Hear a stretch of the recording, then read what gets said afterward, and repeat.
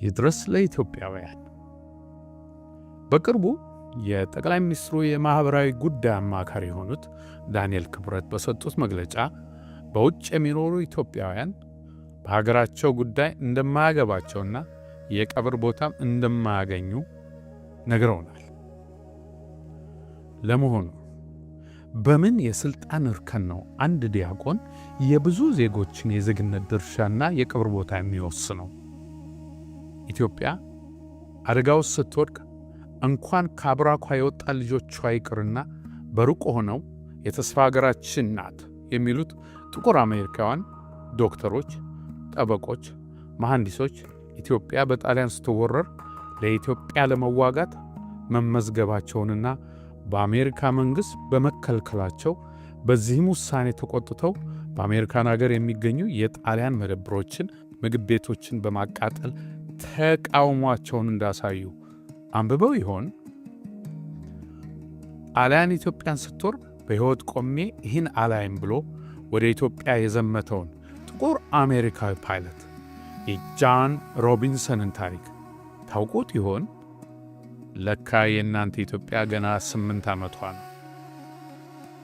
እኚህ የጠቅላይ ሚኒስትሩ አማካሪ አንባቢ ነኝ ስለሚሉ ጊዜ ካላቸው አልሃንድሮ ዴልባዮ የተባለ የኩባ ተወላጅ ለኢትዮጵያ ለመዋጋት በመርከብ ተጉዞ ወደ ኢትዮጵያ መምጣቱን ሰምተው ይሆን? እስቲ ቀይ አንበሳ የሚለውን መጽሐፍ ያንብቡ። ለአቢሲኒያ ሕይወቴን እሰጣታለሁ እንጂ አልሸጣትም ማለቱን ያውቁ ይሆን? እንደገና በጣሊያን ወረራ ወቅት አዶልፍ ፓርሳክ የተባሉ ትውልዳቸው ቼክ ሪፐብሊክ የሆኑ ከኢትዮጵያ አርበኞች ጎን ተሰልፈው ተዋግተው ያዩትን ሁሉ በመጽሐፍ አስፍረውታል።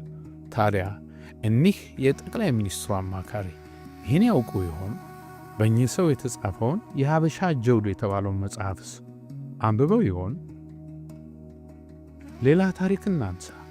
በ60ዎቹ መጨረሻ ሶማሊያ ለረጅም ጊዜ ትመኘው የነበረውን የታላቋ ሶማሊያ ህልም ተግባራዊ ለማድረግ ኢትዮጵያን ስትወር ከኢትዮጵያን ጎን ተሰልፈው በኦጋዴን በረሃ የወደቁት የኩባና የመን ተወላጆች እንዳሉ እኚህ የጠቅላይ ሚኒስትሩ አማካሪ ያውቁ ይሆን? ግን የጠቅላይ ሚኒስትሩ አማካሪ ኢትዮጵያ የዛሬ 8 ዓመት የተሰራች የኢንዱስትሪ ፓርክ ትመስላቸዋለች እንዴ? ጊዜው እንዴት ይሮጣል!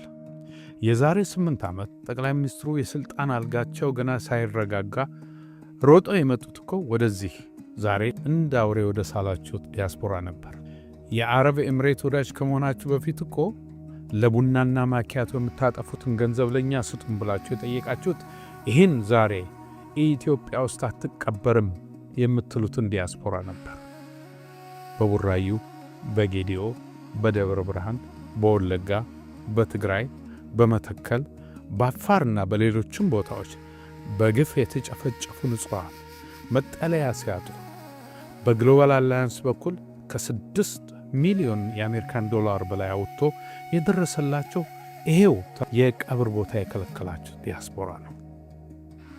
ዲያስፖራው እኮ ሀገር ስትወረር በዲፕሎማሲ፣ ሕዝብ አገዛዝ ሲታፈን በተቃውሞ፣ ወገን ሲቸገር በገንዘቡ ሲወጣና ሲወርድ፣ ለአባይ ግድብ ቦንድ በመግዛት፣ ለጣና እምቦጭ ገንዘብ በመላክ፣ ለኮቪድ የሕክምና መሳሪያ በመስጠት የተሳተፈ ነው። ለመሆኑ በዚህ ሁሉ ጊዜ የጠቅላይ ሚኒስትሩ አማካሪ የት ነበሩ?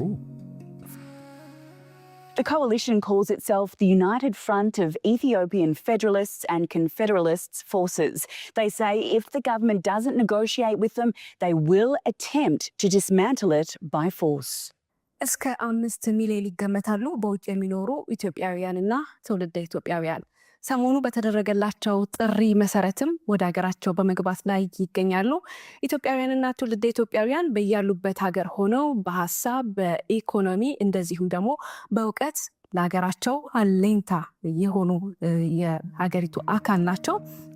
ያኔ ህወሓት የሰሜን ዕዝን ሲመታና ወደ አዲስ አበባ መጣሁ ሲል ቀበቷችሁ ሲላላ ድረሱልን ያላችሁትን ዲያስፖራ ዛሬ ከዳችሁት። ምን ይደረግ? መክዳትና መደመር ለናንተ ትርጉሙ አንድ አይነት ነው። የጠቅላይ ሚኒስትሩን አማካሪ አንድ ጥያቄን ጠይቅ። ለመሆኑ በመቃብር ጽዳትና ውበት ከሆነ እኮ ለመቀበርም ለጽዳትም ያለንበት ሀገር ይበልጣል። ኢትዮጵያ የምንቀበረው የተፈጠርንባት መሬት ስለሆነች ብቻ ሳይሆን እትብታችንም መቃብራችንም የሚሆነው በዚቹ በምንወዳት ኢትዮጵያ ውስጥ ስለሆነ ነው። ግን እስኪ አማካሪውን እንጠይቅና ውጭ ያሉ ኢትዮጵያውያን ሲሞቱ ሀገር ውስጥ እንዳይቀበሩ የሚለው በሕገ መንግሥቱ በየትኛው አንቀጽ ላይ ነው የሚገኘው? የሆነ ሰውንና ኢትዮጵያ ረዘም ላለ ጊዜ ከተለያዩ ወራሪዎች ጋር ተዋግታለች። ብዙ የጠላት ወታደሮችም ማለትም የጣሊያን፣ የሶማሌ፣ የሱዳን፣ የአልሻባብ ወታደሮች በኢትዮጵያ መሬት ተቀብረዋል። ታዲያ አስከሬናቸው ወደ የሀገሮቻቸው ይመለሳል ወይስ የዲያቆኑ አዋጅ እኛን ኢትዮጵያን ብቻ ነው የከለከለው?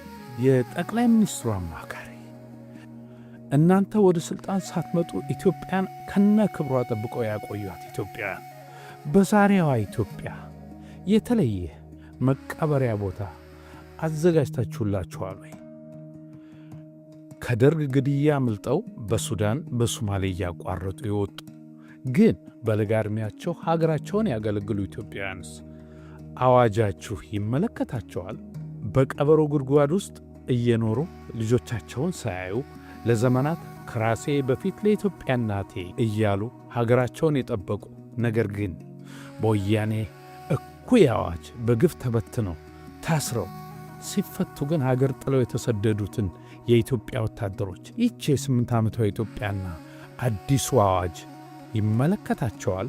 ይሄ እኮ ከዕለት ጉርሱ እየቀነሰ ቤተሰቡን ያቆመ ዲያስፖራ በሌላ በኩል ለሀገሩ እስከ 6 ቢሊዮን የአሜሪካን ዶላር በየዓመቱ ገቢ እንደሚያድርግ የብሔራዊ ባንካችሁ አልነገራችሁም? ማጠቃለያ፣ የጠቅላይ ሚኒስትሩ አማካሪ ጥሩ አማካሪ ካለ አሁኑኑ ዲያስፖራውን ይቅርታ እንዲጠይቁ የኢትዮጵያ ዲያስፖራ ለኢትዮጵያ ሕዝብ የሚለግሰውን ግዙፍ ድጋፍ ቢያቋርጥ በሀገሪቷ ኢኮኖሚ ላይ ለሚደርሰው ቀውስ ኃላፊነቱን የሚወስደው የጠቅላይ ሚኒስትሩ አማካሪና መንግሥታቸው ይሆናል። የዲያስፖራው አቅምና ችሎታ ምን እንደሚመስል በተግባር ወደፊት ታዩታላችሁ። ጊዜ ለኩሉ እንዲሉ ሁሉም በጊዜው ይሆናል።